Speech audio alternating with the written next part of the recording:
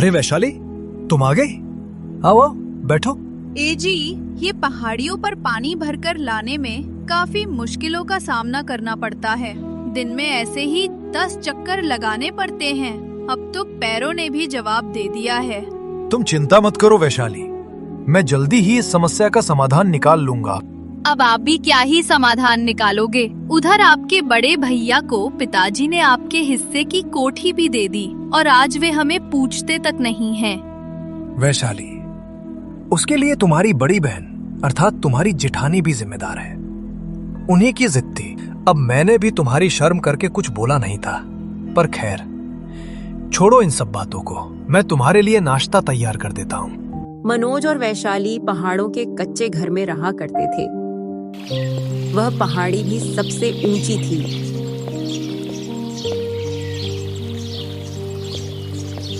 मनोज का बड़ा भाई विजय अपनी पत्नी सुनीता के साथ हवेली में ठाठ से रहता था। अरे सुनो जी, अब इस घर के लिए एक नौकर तो रख लो। कितनी सफाई करनी पड़ती है यहाँ। जब बड़े मकान में रहोगी तो साफ सफाई नहीं करोगी क्या? अरे हमसे अच्छा तो वो वैशाली और मनोज रह रहे होंगे आराम से। पहाड़ियों पर घर भी छोटा है, ना सफाई की दिक्कत होती है और ना अधिक बारिश होने पर बाढ़ की। बस तू ऐसी ही नियत रख। तेरे साथ रह रहकर मेरा भी दिमाग खराब हो जाता है। चल, मैं जा रहा हूँ सोनार के पास। विजय अपने काम के लिए निकल पड़ा। उधर दूसरी ओर मनोज भी पहाड़ियों से नीचे उतरकर मजदूरी करने निकल पड़ा। कुछ देर बाद बारिश शुरू हो गई।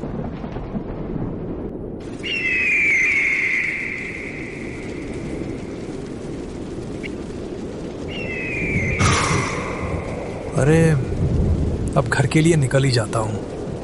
लगता नहीं कि आज बारिश रुकेगी। अपनी मेहनत मजदूरी करके मनोज भीगता भीगता घर की ओर बढ़ रहा था।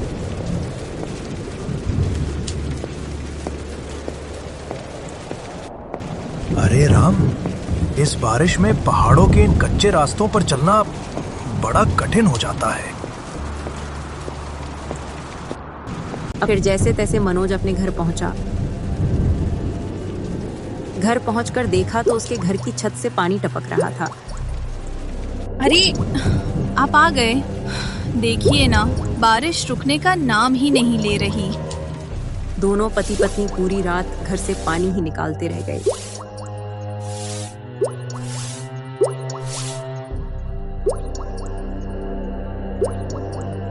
सुबह हो गई पर बारिश नहीं रुकी।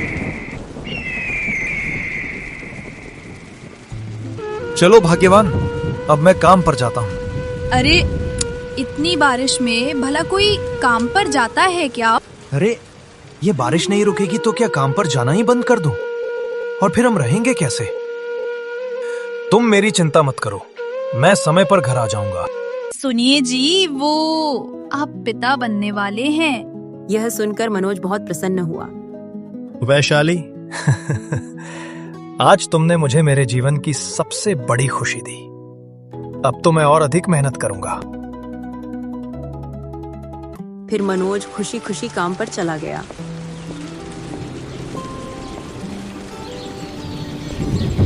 कुछ दिन बीत गए। बारिश अपने चरम पर थी। पानी अब पुल के ऊपर आने ही वाला था।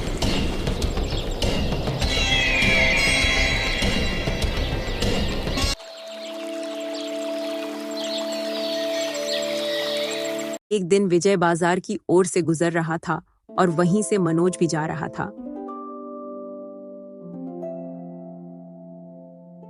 अरे भैया नमस्ते।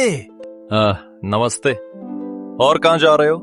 कहीं नहीं भैया, आप ही के घर आ रहा था। क्यों भाई, क्या काम पड़ गया मुझसे? अरे भैया काम नहीं, बहुत बड़ी खुशखबरी है। आप ताऊ बनने वाले हो। ओह अच्छा, मुबारक हो भाई, तू तो अब बाप बनने वाला है। धन्यवाद भैया। आप और भाभी भी यदि वैशाली से मिलने आते तो उसे भी अच्छा लगता। भाई देख, मैं तो बड़ा व्यस्त आदमी हूँ, तेरी भाभी से बोल दूंगा अगर वो आ जाए तो। चल फिर मनोज, मैं चलता हूँ। इतना कहकर विजय वहां से चला गया।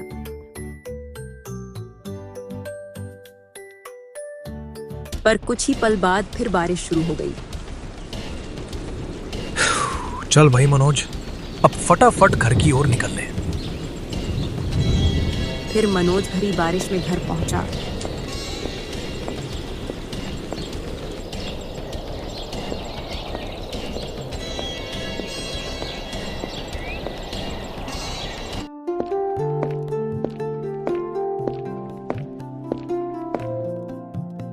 सुनिए जी, आज मैंने और पड़ोस की राखी भाभी ने मिलकर घर की थोड़ी मरम्मत कर दी है। अब कम से कम पानी अंदर तो नहीं आएगा। ये तो तुमने बहुत अच्छा किया भाग्यवान। मैं भी तुम्हें ये वचन देता हूं कि हमारा होने वाला बच्चा इस घर में नहीं होगा। तब तक हम अच्छे घर में चले जाएंगे। उधर विजय ने सुनीता को वैशाली के मां बनने की खबर सुनाई। ये सुनकर सुनीता को बहुत क्रोध आया, क्योंकि उसकी कोई भी संतान नहीं थी। डॉक्टर ने भी कह दिया था कि अब वह कभी मां नहीं बन सकती। तो ये सब मुझे क्यों बता रहे हो? जले पर और नमक क्यों छिड़क रहे हो? और वैसे भी तुम्हारा भाई कम था जो अब उसके बच्चे भी आ जाएंगे हमारा खून पीने। अरे तो तू क्यों इतना चिढ़ रही है? कम से कम किसी के घर तो खुशियां आ रही हैं। और किसकी? आखिर वैशाली भी तो तेरी छोटी बहन ही है। तुम्हें बड़ा प्यार आ रहा है। भूल गए क्या कैसे वे दोनों इस हवेली को कब्जाने के लिए लगे हुए थे? तू कभी नहीं सुधर सकती। तुझसे तो बात करना ही बेकार है। फिर विजय वहां से चला गया।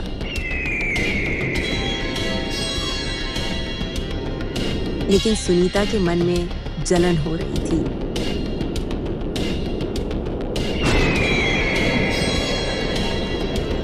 अगले दिन सुनीता मनोज के घर पहुंची। अरे दीदी, आप आई? आइए आइए। अरे इन्होंने बताया कि तुम माँ बनने वाली हो। ये सुनकर मैं एक पल भी नहीं रह पाई। तो लो, आ गई अपनी वैशाली से मिलने।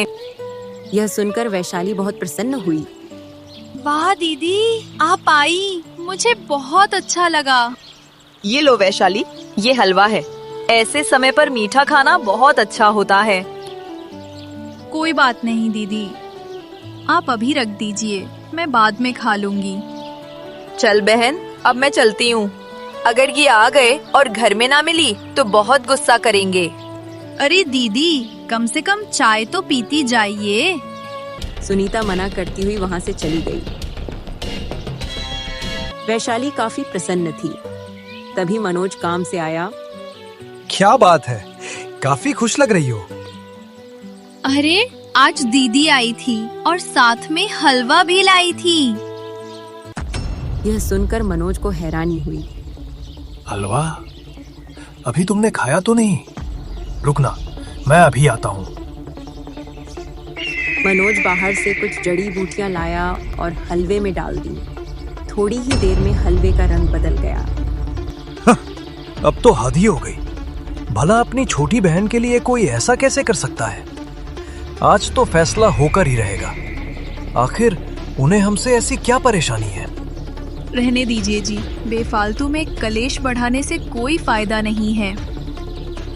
उधर सुनीता को लग रहा था कि अब वैशाली का खेल खत्म हो जाएगा। थोड़ी ही देर में विजय घबराया हुआ घर में आया। अरे भाग्यवान, पानी का बहाव बढ़ गया है। किसी भी समय बाढ़ आ सकती है। फटाफट सारा जरूरी सामान इकट्ठा करके निकलो। फिर सुनीता अपने साथ एक थैले में पैसे लेकर विजय के साथ घर से निकल गई। कुछ ही देर में पूरा गांव पानी पानी हो गया। गांव में बाढ़ की खबर सुनकर वैशाली बोली, सुनिए जी, आप एक बार गांव की ओर जाइए ना। आपके भैया और भाभी कहीं किसी मुसीबत में तो नहीं फंस गए? नहीं वैशाली, उन्हें उनके हाल पर छोड़ दो। अब मैं उन्हें नहीं जानता। आपको मेरी कसम है, जाइए ना और कुछ भी करके उन्हें यहाँ ले आइए। वैशाली, तुम मुझे ऐसी कस्में मत दिया करो। चलो अच्छा, अब मैं जाता हूँ। वह अपनी नीचे वाली पहाड़ी से यह खौफनाक मंजर देख रहा था। फिर मनोज ने रस्सी फेंककर कई सारे लोगों को बचाया। वहीं विजय और सुनीता भी पानी में फंसे हुए थे। अरे वो देखो मनोज। भैया, मैं आपके पास ये रस्सी फेंक रहा हूँ। इसे पकड़कर आप यहाँ आइए। फिर वे दोनों भी रस्सी के सहारे वहां से बच निकले।